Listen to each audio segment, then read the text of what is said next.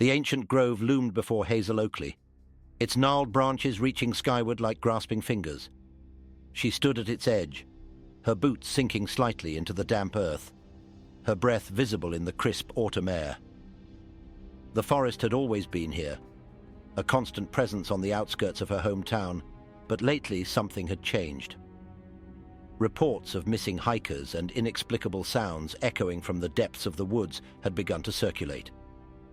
As the town's lead botanist, Hazel had been tasked with investigating these disturbances, a responsibility that filled her with both excitement and trepidation. Beside her, Poppy Jensen fidgeted nervously with her camera strap. The young journalist had volunteered to document Hazel's expedition, her eyes wide with a mixture of fear and curiosity. "Are you sure about this, Hazel?" Poppy whispered, her voice barely audible above the rustling leaves. Hazel nodded, her jaw set with determination. She had spent years studying the local flora, but nothing in her research had prepared her for the eerie atmosphere that now permeated the grove. As they took their first steps into the forest, the canopy above seemed to close in, filtering the sunlight into an otherworldly green glow. The air grew thick and heavy, carrying the scent of decay and something else. Something Hazel couldn't quite identify. She pulled out her notebook, jotting down initial observations. The undergrowth appeared denser than she remembered, with unfamiliar species of ferns and shrubs crowding the forest floor. Poppy snapped photos, the click of her camera unnaturally loud in the oppressive silence. Their progress was slow, hindered by the increasingly tangled vegetation. Hazel noticed with growing unease that many of the plants seemed to recoil at their touch, leaves curling and branches swaying away as if sentient. She shared a worried glance with Poppy, whose earlier enthusiasm had given way to visible anxiety. "Maybe we should turn back," Poppy suggested, her voice trembling. But Hazel pressed on, driven by a mix of scientific curiosity and a nagging sense of responsibility to uncover the truth behind the grove's transformation. As they ventured deeper, the trees grew more twisted and grotesque. Hazel's expert eye caught sight of strange protrusions on the bark, almost like teeth or claws. She reached out to examine one more closely, only to jerk her hand back as the bark seemed to pulse beneath her fingers. A distant cry echoed through the woods, sounding halfway between a human scream and the creaking of wood. Poppy grabbed Hazel's arm, her face pale. "What was that?" she whispered. Hazel shook her head, unable to answer. Whatever was happening in this forest, she realized, was far beyond her understanding. Little did they know their presence had already been noticed, and the ancient grove was stirring, preparing to reveal its dark secret. As Hazel and Poppy ventured deeper into the heart of the corrupted grove, the forest's malevolent presence grew more palpable. The path behind them seemed to vanish, swallowed by an ever-shifting maze of vegetation. Hazel's scientific mind raced, trying to rationalize the impossible changes she was witnessing. Leaves rustled with no wind, and shadows danced at the corner of her vision. Poppy's camera clicked frantically, capturing images that would later reveal more than the human eye could perceive in the moment. Their progress was halted by a clearing that hadn't existed on any previous map of the forest. At its center stood an ancient oak, its trunk wider than any tree Hazel had ever encountered. But it was the oak's appearance that truly stunned them. Its bark rippled like muscle, and what seemed to be eyes blinked open and closed along its surface. Poppy let out a strangled gasp, her camera slipping from trembling fingers. Hazel caught it just before it hit the ground, her own hands shaking as she stared at the impossible sight before them. A crackle of twigs announced a new presence. From the shadows emerged Wren Driscoll, the town's reclusive historian. His eyes were wild, his clothes tattered and stained with chlorophyll. "You shouldn't be here," he rasped, his voice hoarse as if he'd been screaming.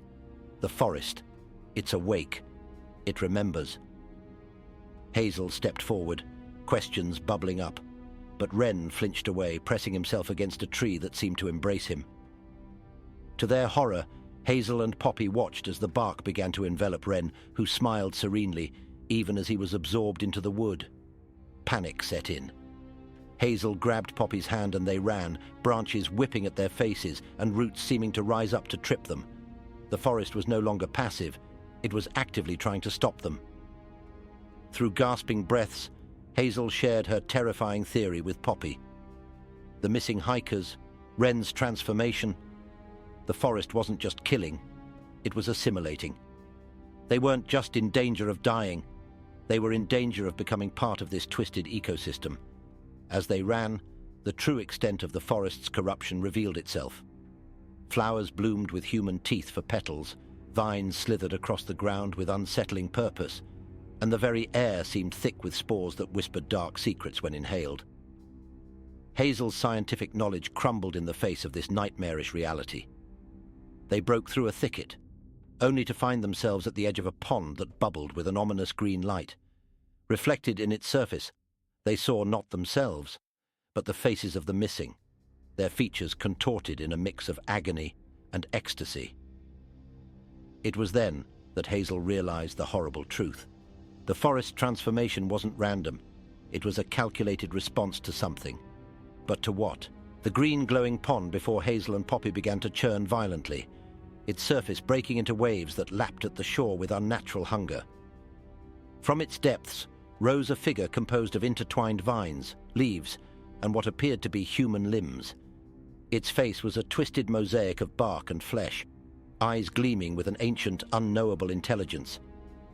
Hazel realized with a jolt that this entity was the heart of the forest, the culmination of its corruption and evolution.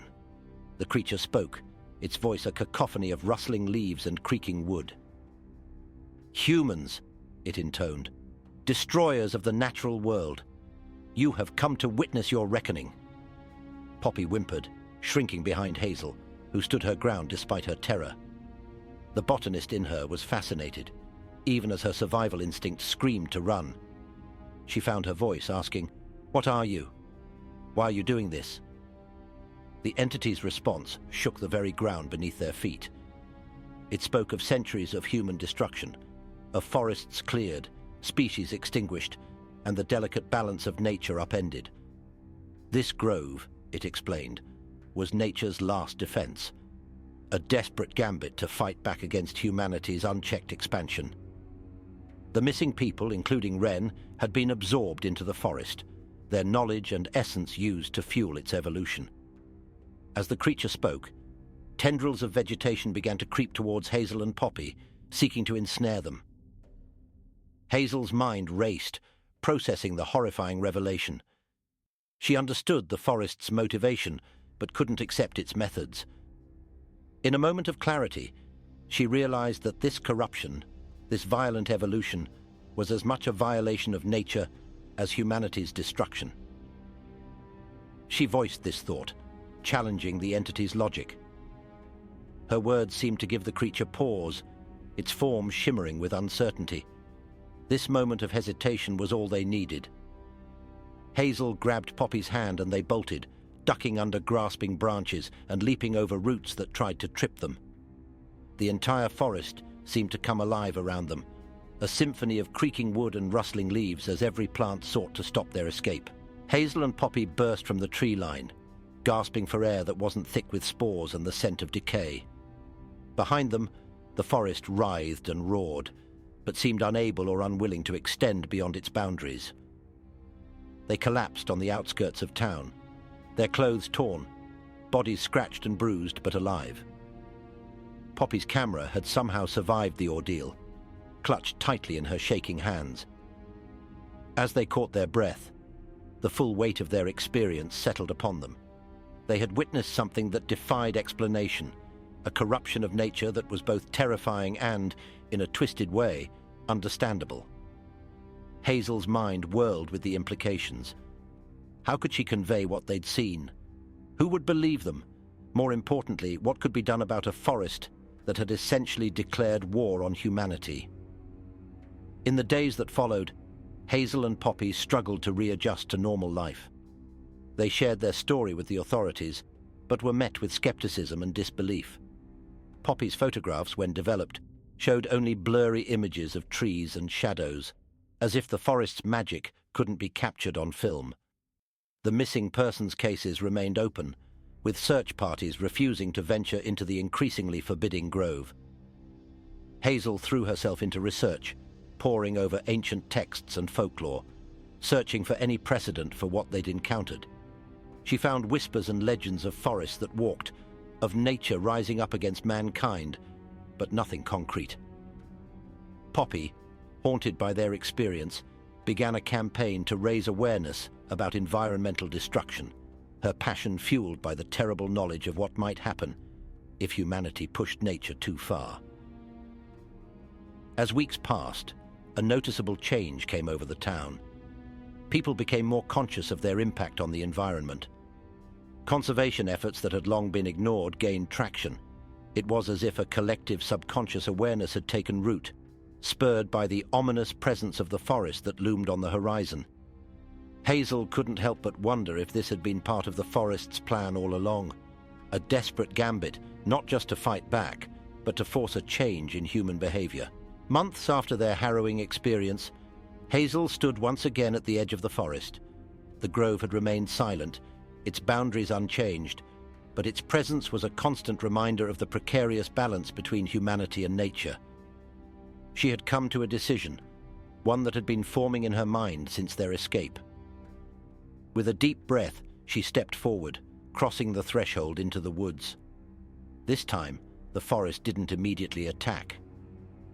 The air was thick with anticipation, leaves rustling with whispers as Hazel made her way to the clearing with the ancient oak.